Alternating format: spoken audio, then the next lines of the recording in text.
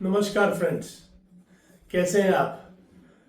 ज्योतिष दर्पण लॉन्च किया 22 तारीख को, आज 26 हो गई, 5 दिन हो गए। 5 दिन कैसे बीते पता ही नहीं चला, बहुत जल्दी जल्दी निकल गए। यानी इन 5 दिनों में बहुत कुछ मेरे को सुनने और देखने में मिला। मतलब जो लोगों को मैंने कुंडलियाँ पहले देखी थी, बताया था, उन सब का मेरे को अभिनंदन आया, उनके थैंक यूज आए, और जो नए लोग आए उनके लिए मैंने काम भी किया। तो ये समय बहुत तेजी से गुजर गया। मेरे एक मित्र हैं, वो काफ़ी मेरी उनसे बातचीत होती रहती है, तो उन्होंने कहा भाई आप जो ये प्रेजेंटेशन अब दोगे तो उसमें हमको ये बताओ कि भाई आपका जो ज्योतिष का अंदाज है दूसरों से फर्क कैसे है।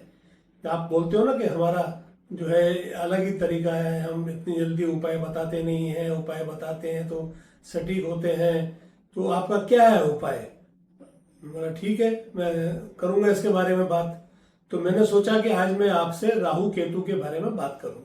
ये ग्रह जो है काफ़ी चर्चा में रहते हैं, और अभी कुछ दिनों में राहु जो है वो भी अपना एक नक्षत्र से दूसरे नक्षत्र में जा रहा है, तो उसका व्यवहार भी चेंज होगा, उसके बारे में भी बहुत सारी प्रेडिक्शंस आ रही हैं। तो ये सब को देखते हुए मैंने कहा चलो राहु के बारे में बात करते हैं। तो राहु तो जैसे आपको मालूम है कि हमारी ज्योतिष में इनको 2 ग्रह गिने जाते हैं, राहु और केतु, जबकि ये ग्रह नहीं है, ये एक बिंदु है। जब ये सूर्य की परिक्रमा कर रही होती धरती की परिक्रमा कर रहा होता है चंद्रमा। तो चंद्रमा जो है जब कभी सूर्य के रास्ते में जो आता है, उसके पाथ में एक ऐसे पॉइंट होते हैं जहाँ पे जब वो आता है तो वहाँ पे राहु केतु का जन्म होता है।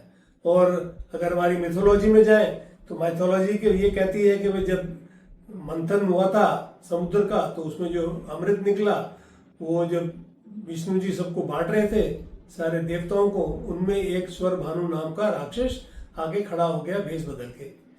उस राक्षस को जब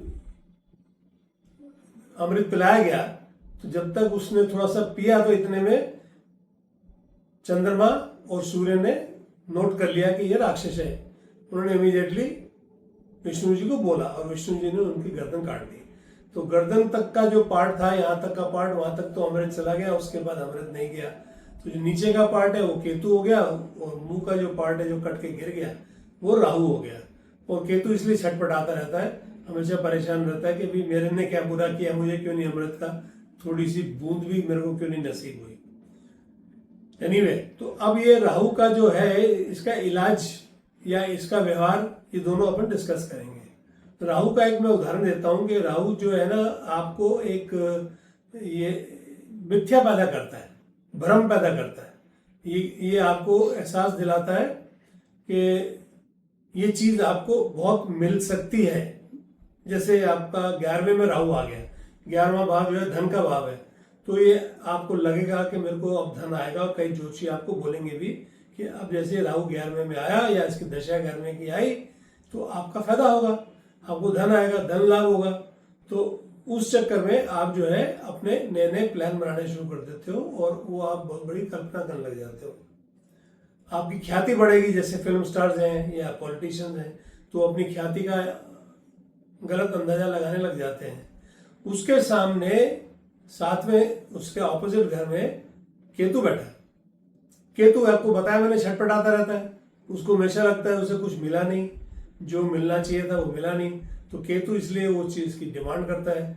तो केतु बैठा है 5वें घर में, जो कि आपके सुख का स्थान है, आपके बच्चों का स्थान है, वो स्थान में केतु आके बैठ गया। अब आपका जब राहु आपको लग रहा है कि आपको पैसे लाके देगा, तो आप अपने 5वें घर की तरफ ध्यान देते हो और उधर के खर्चे करते हो, और वो खर्चे आपके खूब करते हो। जबकि राहु अगर आपका ठीक नहीं है तो 11वें में उतना धन देता नहीं, इसलिए आपको जो है छठा घर भुगतना पड़ता है, जो कि कर्ज का घर है। तो ये राहु का मिसबिहेवियर होता है। तो ऐसे राहु को शांत कैसे करना है, तो मैंने उनको ये बताया कि ऐसे राहु को अगर शांत करना है तो राहु शांत नहीं होता है, कोई ग्रह बदल नहीं सकता, कोई ग्रह को आप शांत नहीं कर सकते। हम इतने बड़े लोग नहीं हैं, हम वो इतने महर्षि लोग नहीं हैं जो पुराने जमाने में कर लेते थे। हमें तो इसको जो है समझ के उसके अनुसार काम करना है। तो राहु जब आपको गलतफहमी पैदा करता है, वो गलतफहमी दूर करने का एक ही उपाय है, आप अपना बाथरूम खुद साफ करो। अगर डेली करवाते हो तो आप खुद डेली करो, अगर हफ्ते में करवाते हो तो हफ्ते में करो, खुद ही बाथरूम साफ करो। और साफ करने के बाद शीशे के सामने आके खड़े हो जाओ, मिरर के सामने। वो मिरर आपको एकदम समझा देगा कि अब आप कहाँ हो। भाई आप सोच रहे थे कि आप वहां हो जहाँ आपके 100 नौकर होंगे, वैसे तो हुए नहीं। अब आपको इंसान के जैसे रहना है, अपना ख्याल खुद करना है और अपनी औकात पे रहना है। ये आपको जो है वो मिरर समझा देगा।